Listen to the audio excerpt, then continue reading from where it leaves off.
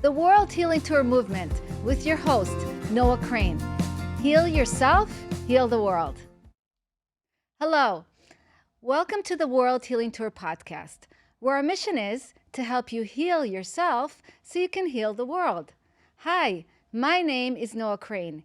Each week, we will bring you tips and tools and inspire you to live your most empowered and joyful life. I'm also the author of the book, The Grass is Greenest Where I Am, because the grass is greenest where you are when you live your life with no comparison, no competition, and no scarcity. When you learn to live in your own love and light and share your unique gifts with the world, because the world needs each one of your gifts. And that's why it's so important to heal yourself so you can make this world better. By raising the consciousness of all and bringing your gifts to the world, we get to create magic in the world together. Each week, I bring you incredible guests to pour into you and into your life and help you, educate you, and inspire you to live an even more empowered life by using your voice and stepping out and doing incredible things in this world. My guest today, Cassi Eubank, is a dynamic force in the realm of personal growth and transformation. As an international speaker, clinical hypnotherapist, lifestyle mastery mentor, and a visionary founder of Spiritual Alliance, she has dedicated her life to empowering individuals to unlock the immense potential that lies within each one of us. With her unwavering commitment to elevating human consciousness, Cassi Eubank continues to be a beacon of light, spreading positivity, transformation, wherever she goes. Cassi, I'm so excited to have you here. Welcome to the World Healing Tour podcast. Noah, thank you so much for having me. I absolutely adore you, the movement that you're creating, because we need people like you out in the world spreading the information of how we can feel our best, do our best so we can live our best and elevate the whole planet. And you are just such an inspiration. So to me, this is such an honor to be here. Thank you so much.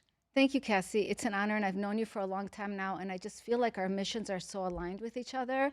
So I'm so excited that we get to, bring it more to the world because the world needs it. And I know through your own journey, you've done a lot of healing.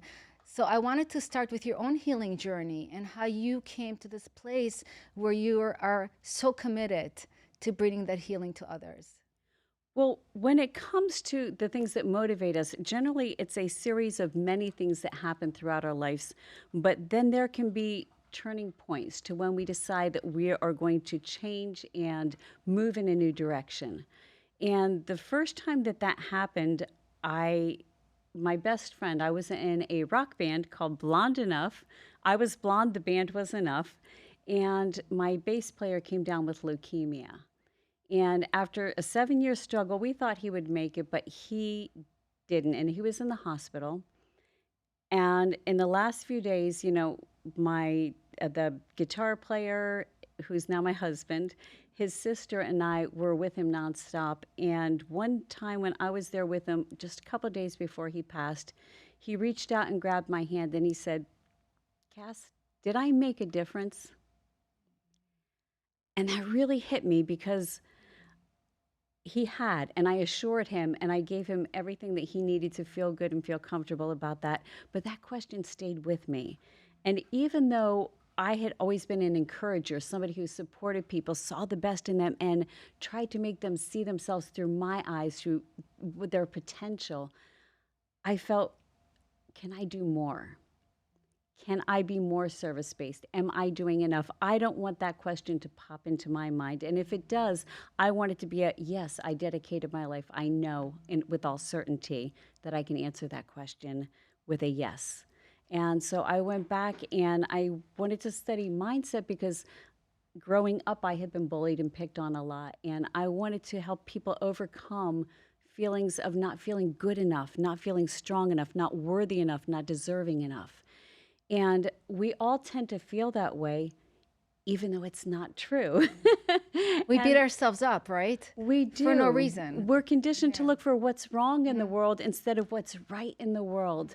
And it's not that we have a problem, it's just that we have a problem in the way that we think. We've been conditioned to think in a way that's always looking for the negative.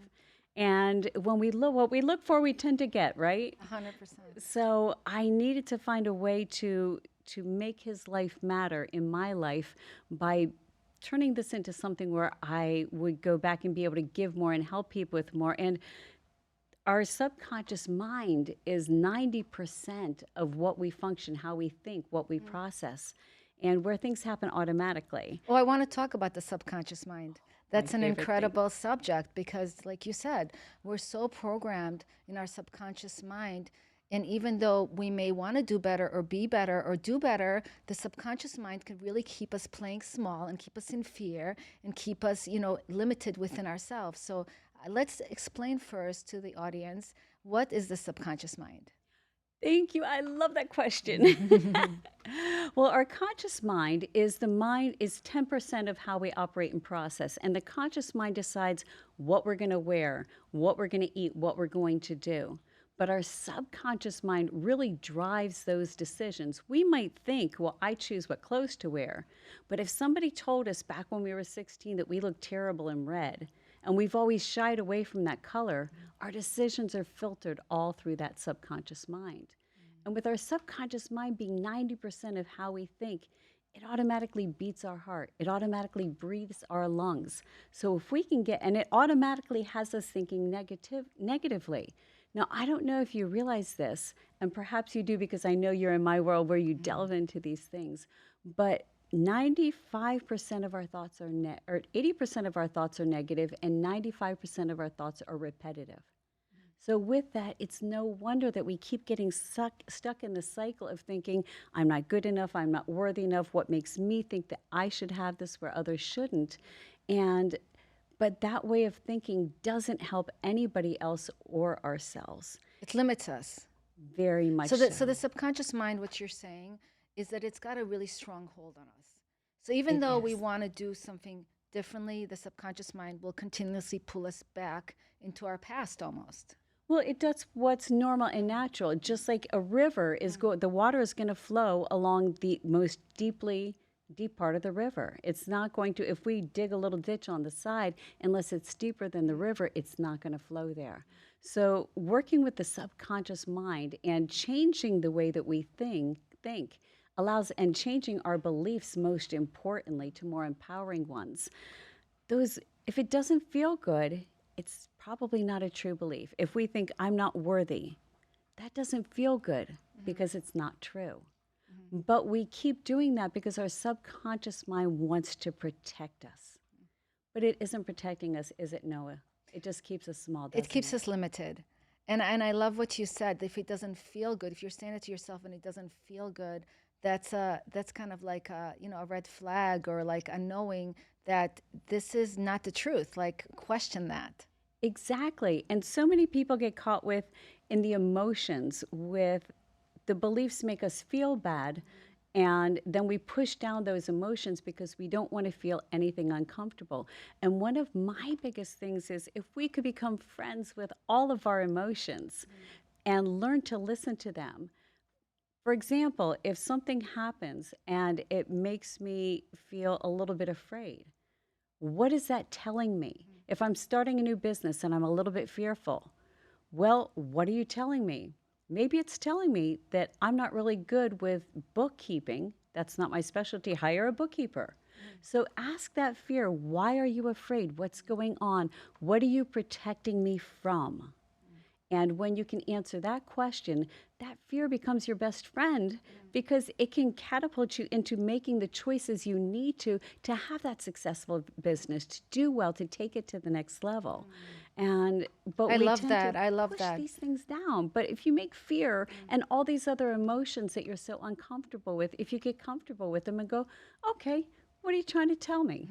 And just listen. They're our guidance system, and then we can be guided to a much more spectacular life, one of purpose and passion, one that we're meant to live, not one that we've been confined to due to these beliefs that aren't even true anyway. Yeah, I love that, Cassie, and I love questioning everything. And you know, what comes up to me when you say that is curiosity, right? Because we live so much in like guilt and shame and all these emotions, negative emotions. And if we put curiosity front and center, that's much more powerful, even when we're dealing with other people in our lives, right? Rather than coming from a place of wrong and bad and whatever to make beat up somebody else or beat up ourselves, come from that curiosity where it actually opens a space for something different to come in. One of my favorite words in relationships as well as interpersonal relationship with yourself is how interesting. So how interesting that you think that way. What makes you think that? Or how interesting that I'm feeling this right now. What is it trying to tell me? And just like if your smoke alarm went off in your house, you wouldn't go with a bat and hit it with a bat and knock it down because you didn't like it. It made you uncomfortable. You'd find out what is the source of the noise. Why is it causing noise? And you would resolve the issue, whether it's batteries or putting out a little fire. Yeah, and that makes me, it's that mindset again, going back to mindset, right? So it's that mindset that every problem has a solution. Yes, I love that. Yeah, and when you're in the curiosity of it, you really can create something different with it. You don't have to be afraid of it. You don't have to avoid it. You don't have to, make it bad or wrong, but be in the curiosity of it, How about people, Cassie, that are so caught up in their feelings and their feelings keep them stuck from doing things in their lives because your feeling might be like, I don't feel like doing this right now. I'm going to procrastinate. I'm going to do it later, the tomorrow syndrome, right? I want to call it tomorrow syndrome. I feel like so many people, and I did so when I was younger, I was a lot like, oh, tomorrow, I love you tomorrow, I'll do it tomorrow, and people put off things that can really change and transform their lives and make them more happy and more fulfilled. Because when we live in a place of passion and purpose that you're talking about, that's the place where true fulfillment comes in. That's absolutely true. And one of the reasons that people don't understand is when we get in that cycle of negative thinking. I had a client that one time she said to me, she goes, but I'm always reverting to this place where I'm sad. And I said, okay, well, I'm going to ask, because I ask funny questions because the funny questions make you think differently and find solutions. So I said, okay, what gain do you have out of being sad? What benefit does being sad bring you? She goes, well, I'm just comfortable there. Yeah. And I mean, that's the deal. The payoff. And when you're used to being comfortable in a position, you'd rather be comfortable than changing. And your goal, your desire has to be bigger than your comfort level. And that's the big thing is so many people, I'm comfortable, so I want to stay comfortable. And that's why I'm not going to change.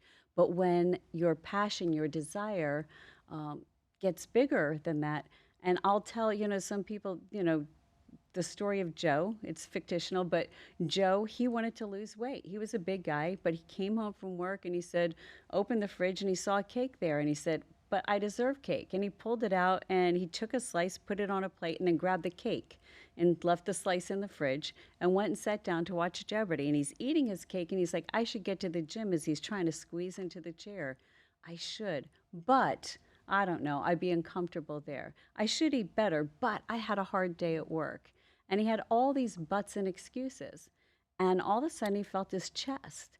And as he felt his chest tighten up, he blacked out. He woke up in a hospital, and the doctors are all around him, and they said, hey, Joe, if you don't change the way you eat, you aren't going to be here for your next birthday. And all of a sudden, he changed his whole reason. His reason got bigger. So whereas before his but was, I should eat better, but I should go to the gym, but now it's I have to do it. And so literally he had to shrink his butt in order to get healthy again. But the whole idea there is how big is your butt? How big are your problems where you're making up excuses? I would, but. Get rid of the buts and you'll move forward. And that's where hypnosis comes in and hypnotherapy, because you're dealing with the subconscious mind. And in hypnosis, the whole idea is everybody goes into hypnosis all the time. People say, could I go into hypnosis? If you sleep, just before sleep, you're in that hypnotic trance. It's just a matter of when we're awake, our brain waves are in beta, they go nice and fast. And when we go to sleep, they slow down and you're in alpha mode, just like kids. And kids operate in alpha mode, and that's why they absorb so much, they learn so quickly. But when we go into that alpha state, our reasoning mind goes away. I try to explain it like we've got two minds. We've got our logical mind, which is our conscious way of thinking, and I'm going to choose, I'm going to decide. And then we've got our subconscious mind, which is our heart mind and our emotion mind. And we always, I don't know if you've noticed this, but we tend to buy on emotion and justify with logic. So it's like, it feels good. You know, I want to buy this because I think it's going to expand my business and then I'll have bigger impact. I can help more people. That feels good. And then I find a way to logically justify that and make it work. So we buy on emotion and we justify with logic. And if we can get rid of that logical mind that's saying, yeah, I know that you've tried this before or you want to do something, but in the past you failed. So first of all, the question is that really true? Did you fail or did you just learn really great lessons that have prepared you for this moment in time? And number two, if you did fail, so what? So what? I mean, everybody looks at failure like that's the other bad F word. Like, you know, we can't be in fear and we can't fail. When really failing is, we don't fail in life. We just, this is our way of learning. And people attach this negative connotation and call it failure when it's just this is how we learn. I didn't fail on riding a bicycle 25 times before I got it. That was the learning process. And if we could think of it that way, we wouldn't be so afraid of the F word of failing. Yeah. And we wouldn't be afraid of fear. It would be our friend and our guidance post. And yeah, I love that. And actually in my book, The Grass is Greenest Where I Am, I have a chapter that says no mistakes. Because there is no mistakes, and yet we're all going to make mistakes. You know, there's no mistakes because it's only a mistake if you say it's a mistake, right? If you want to beat yourself up for it. But when there's no mistake, everything is just a lesson. Everything's just a growth. Everything just gets you to the next level of you. And it's an opportunity to become better, to do better, to learn from, and not to beat yourself up for it and make it like a bad and wrong mistake. So, you know, mistakes are, as long as we're human, we're not going to be perfect, right? None of us are perfect, right? So as long as we're human, we're not going to be perfect. And as long as we're human, we're going to make mistakes. And mistakes is part of us becoming who we are. If you don't fall, you can't grow. So it kind of goes together. You got to fall to grow. And it's just, you know, one doesn't go without the other. And there's nothing to fear about it because we fell from the very first time we were born, you know? Yeah. And so falling or failure or whatever you want to call it is actually a beautiful part of our forward movement in life, of our flow. So it's all, everything's connected when we see it as the gift and opportunity rather than as the obstacle. And I love that you get that it's all perception, how we perceive it. It's not really failure, or failure is not a bad thing. It's just the way that we process. And you can put whatever name you want to on it, but it's how you feel about it that's important. And when we can get past that whole thing and say, what does that mean? Okay, and that's the whole thing. What is the meaning of that failure? At least I tried. The only failure in my mind is not trying. And you're right. We, as humans, we aren't perfect, but our souls are. Who we are at spirit is perfect, whole, and complete. And we're just in this human body doing the best we can. And that's why we have to give not only ourselves, but others more grace and mercy. And more compassion, right? Absolutely. Because we all want compassion, but we're like, don't want to give it out, you know? We're like, no, you can't have compassion. You're bad, you know? No, we got to learn to give each other grace and compassion. And part of it is the way we can do that is by being able to give ourselves that grace and compassion, because everything's like a mirror, right? It's the mirror. When we can give ourselves something, you know, when we water our own lives, we are able to water others' lives. If our cup is empty, how can we water other people's lives? So it's everything's connected to everything. The more inner work we do, the more outer world we can impact in a positive way. And you brought up something very important about judgment is it's people, if you're judging other people, it's because you're judging yourself, but you don't want to look within. So when you give others mercy and grace, you give yourself mercy and grace. And that's so important because instead of looking at what other people are doing, how they're doing it, why they're doing it, focus on your own life, focus on making it great, and give yourself grace and mercy. Don't worry about those mistakes. But I have found the people that are most judgmental of others are the ones that are basically, they don't want to look at themselves. They don't feel adequate themselves, even though they are. But it's how they feel that really matters, because our thoughts will dictate our emotions dictate our actions dictate our results, and once again that comes back to our thoughts, and our thoughts are tied to our beliefs to, so it's a cycle. And when we can get our thoughts to where we're going, yeah, I used to think that way, but you know what, I realize that's not true, and I'm just going to let that go. I'm not going to let that be in my existence. Then we elevate our energy. We elevate our thoughts. Because our thoughts are energy, our words are energy. And I know you know this. And that's why you say the grass is greener where you are. Everything is beautiful here. Don't compare. Don't judge. Just be beautiful you right where you are, and just be loving and accepting and appreciate. Because if we can stay in this moment, appreciating everything, the past is behind us.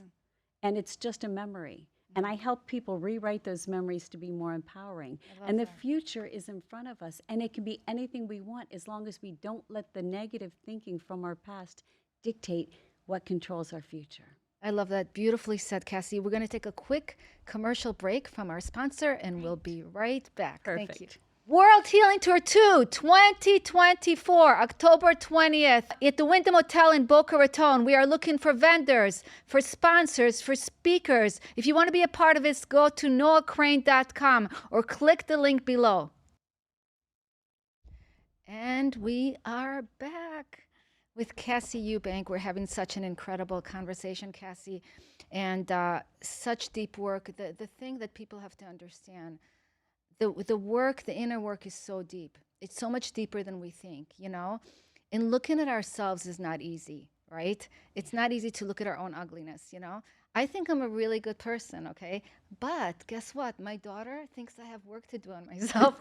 And so, I can think what I think, right? But my daughter, I have to listen to her, because that's going deeper into myself and being able to look more at myself and my own limited beliefs of who I am and how I show up for her every day. Yeah. So my healing myself and going deeper within myself and doing more self-work and being like, hey, I need more healing to do, gives space for my daughter to be able to do her healing, right? So because deep inside of us, there is just love. Deep inside of us, there is no judgment, right? Yeah. The deeper we go, the more we can peel away those layers of the outside world, those layers that don't really serve us, these layers, these things that people made us think were right, but they're not really what resonates with our heart and soul. But when we're able to go deeper and do that deep work, which is, you guys, it's ugly work. It's not beautiful work. It's not going to feel good doing it, okay? It's going to you might feel really crappy for a while, okay?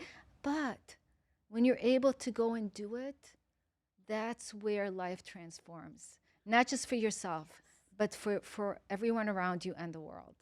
Well, and I think the reason that is, Noah, is because when we do that work on ourselves, like I said, we come down here as these perfect souls. I mean, God puts us in these bodies and we're perfect. And then we get in this human world and we're trying to navigate. And then people tell us this, and our parents tell us this. And our parents, even well-meaning, they have their beliefs that they put on us because they want us to grow into good, people. But their beliefs aren't always right either. And with that, we are changed. We change and we're molded. And it's really, when we do that inner work, it's returning to who we really are. Because who we are now isn't us at our purest form. Our purest form, we're loving, we're compassionate, we're understanding. We don't care what the other person thinks about this, that, or the other, their opinion about anything. We just love at our purest form. So doing that inner work and going deep and peeling off those, it's like taking a shower, taking a soul shower and rinsing off all of the beliefs that don't serve us. Because if you don't think that you're worthy, if you don't think, now I'm not saying that we should just go, I'm worthy and deserving, give me $1 million.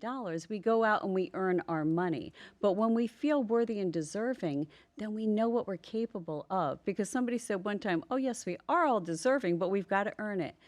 And rightfully so. We should be out there doing good in the world and making our place. But when we feel good about ourselves, we want to contribute. We know we have value to contribute. We want to leave a legacy. And that's one of the things I admire so much about you is not just that you're bringing these beautiful speakers together to share knowledge and information with the world, but that you continue growing. You continue not only working on yourself, but providing a platform to share these good things through books, through conferences, through podcasts. And everything you do elevates the whole world. And I just wish that there were so many more people like you. And you are going to raise up those people. You're going to change those lives and have people going, I want to be like Noah. And that's going to be a beautiful world as people aspire to not, we say become our best selves and becoming our best selves, but it's really, to me, a return to who we really are, a remembrance of who we are at our soul self. Yeah, I told thank you so much, beautiful. I actually told my sister, and we were talking about this the other day. My sister's deeply spiritual, and we were saying the whole journey is coming back to yourself, coming back to your true light. But what is true right now for all of us is we came here to fix ourselves, fix our own, limited beliefs, or whatever it is, right? We came to become the best version of ourselves, right? Yes. And so that's the journey, and the journey is inwards in order to be able to truly do that and live within peace. True peace within ourselves, right? Peace, love, and light is to be able to do that work. Now, I wanted to ask you, Cassi, and I know we have so much to talk about. I was watching this video on YouTube. Not YouTube, it was actually on Instagram. I'm going to send it to you. And it was a 103-year-old woman. And they asked her, like, how are you able to live for so long? What is it like being 103? And she said, to be able to get to 103, you have to be in such a place of appreciation, gratitude, and most of all, letting go, not holding on to things, right? So many of us hold on to things and we don't know how to let go. And she was actually saying, you have to learn to let go. Life is about letting go, And when I thought about that, because it's such words of wisdom and it's so true, right? Letting go is forgiveness, right? Letting go is, being okay with our past, right? Letting go is choosing not to be angry, to not be, all these things that we can let go of, negative emotions, negative feelings, and I just thought it was just so powerful to hear her talk about letting go. It is. It's the most important thing that we can do is letting go.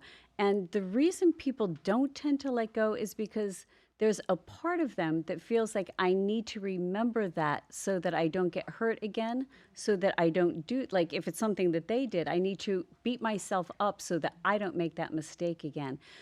But that's a misperception. And those are things that we determined. We determined how to think when we were kids, and we really didn't have the resources and the knowledge and the information that we do now. And that's why it's so important to go back, and all these things are stored in that subconscious mind. And if we can go back, I don't like to say reprogram because it makes us sound like robots, but if we can learn how to process our memories and process our lessons in a better and more helpful way, then we would see that letting go is just harming us. We're causing more of the same problem we're trying to solve when we hold on to things. And when we can say, I've got the lesson, but I don't need the hurt, I don't need the emotion, I don't need the things that came up because of that, that's when we're truly free. And people say, I just want to be free. And that's when we really achieve freedom, is when we can let go of that and be untethered. And that's why I know I did a talk at one of your events, and I had a balloon, and I'm like, that's cutting the string, and we let the helium balloon fly to the ceiling. And because that's how we, by letting go, by forgiving, and just cutting the cords to the past. And I think that's why they say that the rear view mirror is so much smaller than the windshield, because what's ahead of us is so much more important, vivid. That's where we're going than what's behind us.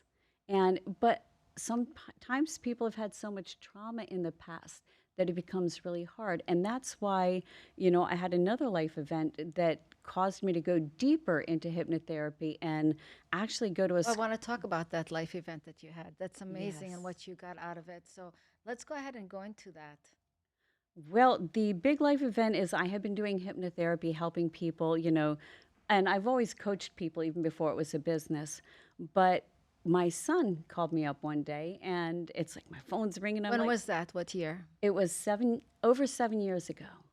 And I get this phone call and it's like, baby, answering the phone. And And it's your only son, right? my only Her child. only child. And I'm like, baby. And he's like, Mom, I've got something to tell you and it's not good. And I'm like, well, what is it? He goes, you know how I've been going to the doctors for the past 2 years because whenever I bend over, my face balloons up. And I'm like, well, yeah, but they've all said it's nothing. He goes, I pushed them more because my chest started erupting. The veins were popping out, and I pushed them, and they did scans, and they found that I've got cancer. It's so far gone that there's nothing they can do. And Mom, I've only got a couple months to live. And I was like, what? I just dropped to the floor. All my groceries dropped out of my hands.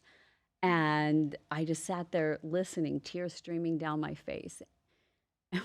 Then he said, Mom, please make sure that they play the music from my favorite band, Fish, at my celebration of life. I'm like, how am I in a discussion about what you want for your celebration of life? I can't do this. I can't. And we decided quickly that although the scans told us a story about where we were not going to let the doctors determine the future. Nobody can determine the future. And we do have some kind of control over the outcome of our future by the thoughts that we think, the things that we do. And so we stayed in what that was what my TED Talk was about, is happy lies. We decided the doctors were unintentionally lying and we were going to create our own more powerful lies. And because of that, it caused us to seek solutions. And my son found a specialist that gave him a hardcore chemo cocktail that shrunk things down enough to where the National Institute of Health in Bethesda, Maryland said, we'll bring you on as a study client. You're going to be a study patient and we'll study you. And they agreed to do surgery where nobody else would because it was so populated. And there were two 12-hour surgeries, several procedures, couple months in ICU, all in all. And they had to remove lobes of his lung. They had to put graphic tubing inside for his veins. They had to fold and pleat things. And my son is still with us. And, to top it all off, when he was diagnosed, he found out a week later his wife was pregnant with their second child. And we're like, no, the stakes are too high. We cannot let the doctors write this story. We're going to write our own story. And we did the Walt Disney thing. I mean, isn't that what Walt Disney did? He just told himself happy lies to create the happiest place on earth. And we decided that we were not going to get stuck in the problem. We were going to work on the solution. And we just got word that his scans are stable. He just got test results back, and they thought there were a couple of other things going on, but those are completely resolved. And we are just loving every single moment of life. But it was in that I realized, yes, I want to make a difference, but I can't go back and become an oncologist in time to help my son. But I can go back and learn how to deal with the mind component, because that body-mind component is so strong that generally it's our thoughts and suppressing and not letting go of things. We push things down and push them down and push them down, but we hold them inside until that dis-ease becomes disease. And, I'm not, again, I don't say, oh, it's a person's fault for their thoughts. I never, ever would say anything like that. It's just the way that life is that when we hold on to that negativity, it tends to produce itself. So that's when I went back and took 600 hours of additional training in hypnotherapy and becoming a hypnotherapist, clinical hypnotherapy, working with people for cancer, working with people on physical problems. And I said, if I'm going to be doing this, I'm going to be 100% my best. And it's the only state licensed school, and over a year and a half of training, not just a weekend course. Not that that isn't really good, but I wanted to really be able to help people in a profound way. And my job is for people to not need me. So it's like, I want to get you in and out as quickly as possible because I want to get your mind to where you're thinking these great things and you're waking up realizing I'm not fixing you. You're just remembering you don't need to be fixed. You're perfect at a soul level, and it's okay to be human. That's what we're here for. So Yeah. forgive yourself, give yourself some grace, give yourself some mercy. And once you do that, that love you feel for yourself, you can extend out to others. Yeah, your son's story really, like, literally, I get chills like all over my body when you talk about that. And how incredible, right? That he's been through those two surgeries and he's healing and that he's got his mindsets in a good place. What are some tools that you helped him with his mindset that could maybe make a difference to our audience? Well, again, when it comes to the future, visualization is one of the most important things that we can do because first we create it in our mind, and then if you can write it down, then you're visualizing it that way. But oftentimes, when people get sick or ill, they sometimes think, I must have deserved this, and they take on blame. And that's the first thing that needs to be cleared. It's not your fault. We are trained to think in a particular way. It's not your thought. If you're sick, you did nothing to incur Say it to this. the audience. It is not your fault. You are perfect. You are wonderful. It's the training, it's the way that we're taught to think, but you are wonderful. And it's okay. You can return to homeostasis, to that beautiful way of thinking. And just, you're beautiful. You're whole. You're complete. Don't let anybody tell you anything other than that.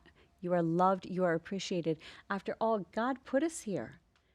How can anybody say that we're wrong or that we aren't? We're just here to experience things in a new way. And So once your son realized, hey, I didn't do anything wrong, I have nothing to blame. What was the other next step you took him through? I know you were there for the healing, the support, the mindset. Did you get him to do certain mantras or certain affirmations? What were the other things you had him visualize? What did you have him visualize, or what are some of the steps that have really helped him in this journey? honestly, I sent him to the best hypnotherapist that I knew at the time because I'm mom and I can't do hypnotherapy with him because he spent his whole teenage years tuning me out. Okay, they learn to tune you out.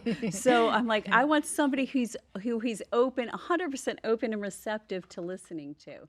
So we just made sure that he was, in a good place, and just knowing that he's loved, supported, and important. And then it was like, whatever you need, you're here, you're safe. People need to, when we're children, we need two things. We need to feel like we are safe and secure, and we need to feel loved and appreciated. And those are the two things that we need as a child. And it's when we don't feel loved or we don't feel safe, that things start changing and we start adopting improper beliefs, or beliefs, I should say, that aren't going to serve us throughout the rest of our life. If we aren't safe, then we feel like we need control, that we need to know what's going on. We need to be worried all the time, and we develop habits of worry. If we feel like we aren't loved, then we feel like we aren't worthy, we aren't deserving, and we start minimizing who we are in our lives. And the thing, Noah, is, and maybe I should tell the audience, oftentimes things happen to us that are very traumatic, but we think people have been through worse. Please don't minimize yourself or your experiences. If it hurt you, if it affected you, it's important. I had a friend who said, I know I'm going through a lot, and you keep calling me, and I can't believe that, especially with all you're going through. You're going through so much worse. I said, we don't do that, honey. We don't do that. We don't compare. No What you're comparison. going Yeah. through is just as traumatic to you as what I'm going through. So let's just talk about you and focus on you. So those things that you just minimize, don't minimize yourself. You're too important. Don't minimize. Take those things, heal those things in whatever way, whether it's reading a book, watching a movie, coming to a clinical hypnotherapist that will love you back to your greatest self. No matter what it is, take that step, but don't minimize who you are. You're too important. Yes, absolutely. I love those words. And It's so true, right? You have to value yourself. If you don't value yourself, how can anybody else value you? Yeah. I wanted to ask you, did your son have to change his diet in any ways or change some things? Did he change his diet? He went on a vegan diet and he did that as long as he could, but then his body started craving some meats and proteins and stuff. And, I remember at first, it's as the mom, you've got to be really gentle in how you go in because when I first found out and I flew up there like right away and I saw him eating a cookie and I'm like, honey, when I see you eating that cookie, I get upset because of the sugars in it, right? And he goes, Mom, that's not helping. And I realized I was causing more stress by telling him what to do. So I had to just become very gentle. And it was a great lesson for me in how to approach him. And, honey, here's something that I've looked into and you might want to take a look at and see if this is good for you. Or maybe you know about this. But he went through, I got him an infrared sauna so that he could have that in his home and use it anytime. We got the hyperbaric chamber for him, so he's got an oxygen chamber in his home, which he now can't use because he's had a lobe of his lung removed and things like that. It's too much pressure. But, we got all of the other tools. We got him subscriptions to a place with pure juices where he can pick those up anytime. Because when you're diagnosed with something that significant, you're in overwhelm. You don't know how to cook. You don't know how to do these things. And so it's like, how can I get a meal? And I even got a home up in Vermont and had it there for 2 years so I could be there to help out in any way possible. And I found that he needed to navigate a lot of this himself because he was feeling so out of control that he needed to. So I had to learn to step back and take my cues and really, and I'm pretty good at that. You know what it's like when you're a mom. But I've got a brother who's a deaf brother. So all growing up, I learned nonverbal cues, because they talk with their hands, but they look at your facial expressions. They look at the micro expressions. And so I had to become highly cognizant of that in him because it wasn't about me wanting to give him information and I need for you to, that I'm there. It was about what is going to be the way that he's going to receive it the best. And that is great advice in any communications is, how are they going to receive it best? It's not about you sharing the information. It's about gifting them with that information and how can you package that in a way that they want to open that box and receive that gift. Yeah, and that's again coming from curiosity when I hear that rather than coming like, oh, I love that. That is just really powerful. Getting in their world, right? What resonates with them, what doesn't. Not being too strong, not being too soft, kind of guiding them without letting them really know you're guiding them, but being there for them. And it seems like you've done amazing things from him. We're going to come right back from another commercial break from our sponsors. We'll be right back. The Grass Grows Where I Am, an incredible anthology book that we are bringing collaborators together. This book is about wisdom, resilience, empowerment, and enlightenment. Do you want to co-author with us? If you do, go to noahcrane.com or click the link below. And we are back with Cassi Eubank, our guest, and we're having an incredible conversation. Cassi, I wanted to talk some more. I love your son's journey. I think it's just incredible where he's at today, and and I know you've been a big part of it. And he's so lucky to have a mom like you, a support like you. But what it shows us all is that there's always solutions out there, and when we're open to receive, and we don't give up on ourselves. In our mind, we keep our mind in a good place, in a positive place, and don't let our emotions take over ourselves, it's not the end till it's the end, right? Yeah. It's not the end till it's the end. And, we in our mind, sometimes we think things are over or it's the end or just because like what a doctor said to him. But I love how you guys were able to turn it around. And what was the name of it again? The lies. How do you say? Happy lies. Happy lies. I Tell love yourself happy lies. I love happy lies. And That's that beautiful. whole thing is because people don't realize if you're telling yourself, I'm not worthy, I'm not deserving, those are lies. Right. If you say I'm not good enough, I'm not capable enough, those are lies. Right. So, and again, in my TED Talk, I had to weave it nice and careful because you don't want to come out and say, I know I'm an honest person. But when I looked at that premise, I realized when it comes to myself, I do sometimes lie. I minimize myself, and those things aren't true. So when it comes to the past, if you can rewrite your stories about the past, making yourself the hero instead of the victim, saying, you know what, yeah, that did happen to me, but I rose up above that. I became stronger. I learned great lessons, and now I'm a better person because of that. Then that's going to cut the ties of the past. The past loses its power over you when you decide, no, wait a second, that story that I've been telling myself, about how that person bullied me and picked on me, no, they bullied me and picked on me, but because of that, I'm an advocate for people. Because of that, I'm helping people. I've had people tell me, you pulled me out of a really dark spot, and I might not be that person without that. So thank goodness that that experience was in my life because it guided me where I needed to be. And when we cut that tie to the past and we can look at the future and say, only happy lies for the future. I I'm love it. only going to have good I see the book. intentions. I see Happy Lies. I want it in the anthology book. Happy Lies. I love that. That is so Coming inspiring. soon. Yeah, so inspiring. Coming soon. Yeah. But I do have to give my son all the credit on his journey. He was so powerful, and he still teaches me. He teaches me how to be a better mother. He teaches me how to respond to him and others better. And he's been phenomenal. So I'm his support system, but I give him all the credit. He's amazing. Yeah, because at the end of the day, he has to do the work. So Yeah. it doesn't matter, no matter what. Like I was helping my son through something yesterday. I have a special needs son. He's 23 years old, and he was some guy in the store. He was giving him a compliment, telling him, "Oh, I like the way your beard and haircut looks." And the guy was like, "I don't take a compliment from a man." From another man.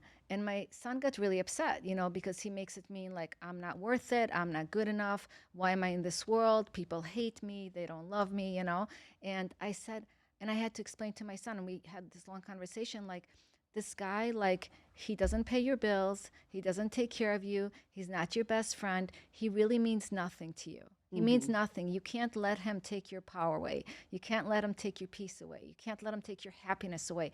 And it was so cute because he so got it. I'm like, you're my determination baby, and you've always been determined in your life, and you're always pushing forward. And he was so inspired, and it was so funny because we were driving afterwards, and some guy was in our way, and he goes, "He's a nobody." And I'm like, he's not a nobody, but okay, like, I'm so happy you got it. And because before, something like this would happen, and he would literally take his day and his happiness away. And now, even though he had a great day, this one incident would make it like, I had the worst day today. It was horrible, but everybody hates me. And now he could be like, I still had a great day, and this happened, but I'm not going to let this nobody make me feel a certain way. So Yeah. it's like, it's staying empowered in however way you want to stay empowered in your life. Staying empowered is the most important thing, because and he had to do the work. I couldn't do it for him. I could Right. try to guide him towards it, right? But at the end of the day, he had to take his power back and be like, I got this. So And I love that you shared that story because it's the perfect example about it's not what happens, it's the meaning that we assign to it. And your son assigned that event means that I'm not important, that people don't want my opinion, and that's how he took it. But really, the meaning was that this guy is a little bit interesting about not taking compliments from other men, and for some reason, this guy feels uncomfortable with that. So we don't need to explore that. We don't need to know why, but really that's the meaning. And if we can just assign, oh, that just means that he doesn't take compliments from other men, and we don't give it that meaning, then we can be happier. It's the meaning that we assign to things that makes us happy or sad. Just like, you invited me on the show. I got happy because it means that you value the things that I have to say, and that makes me happy because I respect and value you. So it's really the meaning that we assign things that causes the emotions in us. right, 100%, and that gets also etched into our subconscious mind. Yes. So if we stop taking everything that everybody's telling us and making it mean something about ourselves, if we learn to feed ourselves with those positive words, positive affirmation, positive visualizations, and happy lies, right? Uh-huh. Then we can have a happy life. There's no Yeah. reason to adopt anybody else's words that are not serving where you're going. Exactly. Cute little story. My mom is 91 and she lives with me now. Oh, she's so cute. I saw her on She's I saw her adorable. on Facebook. But when it comes to the things, she's going through her own cancer journey. So she moved in with me and she got her scans back. And I'm reading through her scans. I'm like, Mom, it means this, it means this, it means this. And she says, she looks up at me, she goes, You really are smart about this, aren't you? I said, Well, yeah, I kind of am because I had to learn. And she's paused a minute. She goes, You're a little conceited, aren't you? But she didn't mean it in a bad way. And at first, it was like kind of a sting because I've always worked so hard not to be ego centered and to be heart centered instead. So at first, it was like, ooh, zing. And then I'm like, okay, calm down. you know, and I just said to her, I said, well, if by conceited you mean that I've taken time to learn how to read these things, and I am okay with accepting a compliment after 50 years of my life, I wasn't okay accepting compliments. Now I am. If being conceited means I'm okay accepting compliments for things that I'm good at, then maybe I am. And that's okay. And I just And decided, conceited can mean knowledgeable. It can mean yeah, anything. It's whatever you want it to mean, right? yeah. So it's actually you're taking it as a compliment. Yes, then okay. I finally learned to accept a compliment well instead of like, oh no, Mom, I'm not. Because we work so hard and we should, if we don't acknowledge our own growth, how can we encourage other people to grow? Because I believe that each of us has a brilliant light. And maybe I'll tell you, we all have a brilliant light shining inside of us. And it's up to us to shine as brightly as possible to illuminate the path for others and to set a good example. And I know that you're a great example of that, Noah. You shine this beautiful light. And if we can acknowledge our growth, and then we give other people permission to acknowledge their growth. And how beautiful if we lived in a world where we're all growing and loving and compassionate and we're just, looking to lift each other up and realize that, there's no limit to the pies. If you take a bigger slice of pie, it doesn't mean you're going to run out and I won't have any. It just means more pies will be made. The universe knows how to make pies. So take as big a slice as you want. And if you want the whole pie, take the whole pie. There's going to be more. And same thing with money. There's no scarcity of money. Money is just a tool to be able to receive, and to give. It's not like there's no less. If you really want to do something, if your heart really connects to something, do it for you, because all you have is now. And if something excites you and you want it and you're passionate about it, don't let money stop you from achieving something in your life that you're excited about. My mom's 91 and I'm helping her finish her first book to be published on Amazon. I love that so much. 91. What's the name of her book? Her book is Changing Hearts. I love that. Changing Hearts. How cute is that? Yeah. Aw. What is it about? It's about a gentleman that she knew who didn't believe in God and his journey to coming to realize that there was a God and having a heartfelt relationship. And by explaining how his heart was changed, she's hoping to change the hearts of the readers of the book.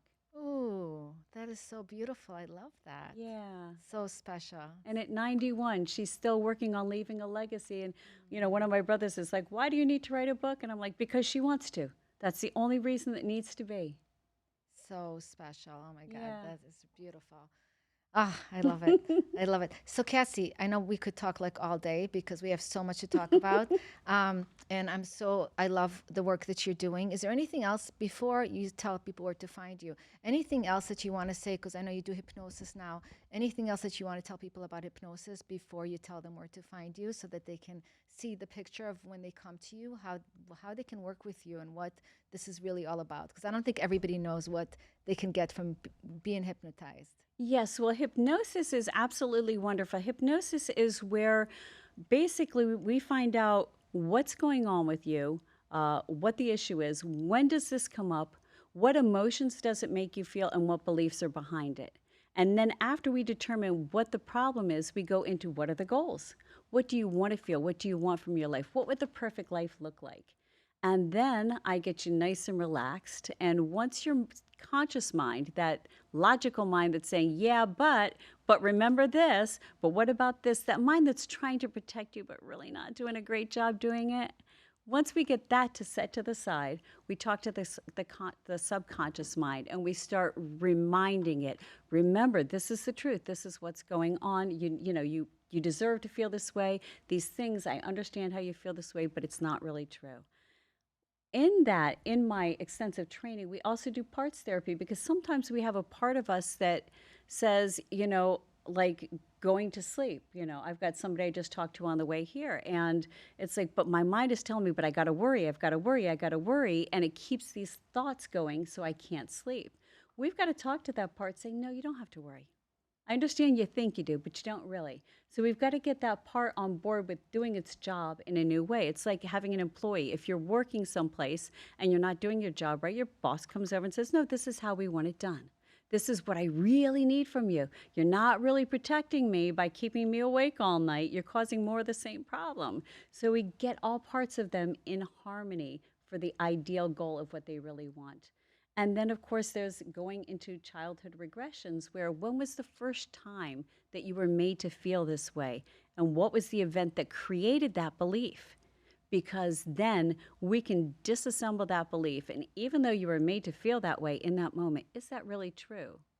No, it's not true that I'm worthless. The truth is I'm really smart. I'm capable. I've overcome so much. And in my lifetime, I will. I'm amazing.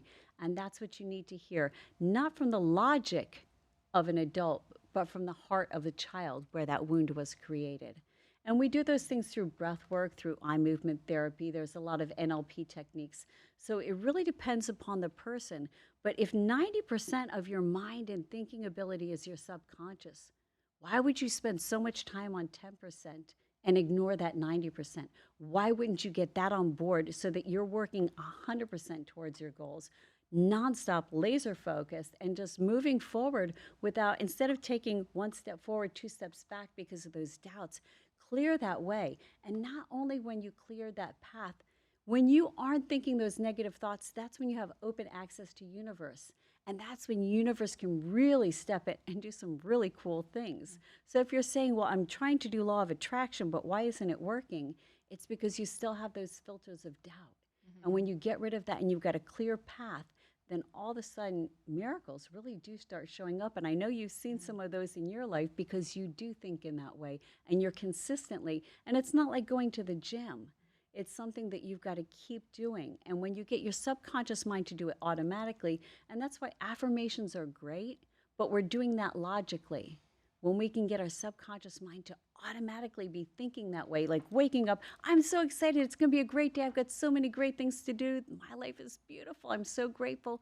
When we wake up in that zone, then anything is possible. And when we do it automatically, we don't have to keep spending time on affirmations. We don't have to keep doing those other things because we're using all of our brain that we have access to. So you're becoming it. You become you become it. You become it. You don't have to like practice it every second. It's already within you. It's a knowing. It's a connection. It's a yeah. It's based, as we were talking at the beginning, which is a full circle here. We return to who we are. We shed those layers that have been thrust upon us, and we remember who we are, and we return to that state where we say, okay, yeah, I'm a human, and that's okay. I can get over that. That's what I'm here for. But in my soul self, I am perfect, whole, and complete. And I love that. Yeah.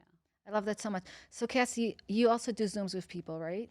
I do Zoom. I've got clients in Dubai, clients in That's California. amazing. All right. So how can people connect with you and work with you? I have people call me directly. I answer my own cell phone, and the number is 561-843-4243. Or you can go to my website, which is www, of course, Cassi, C-A-S-S-I, Eubank, EUBANK.com.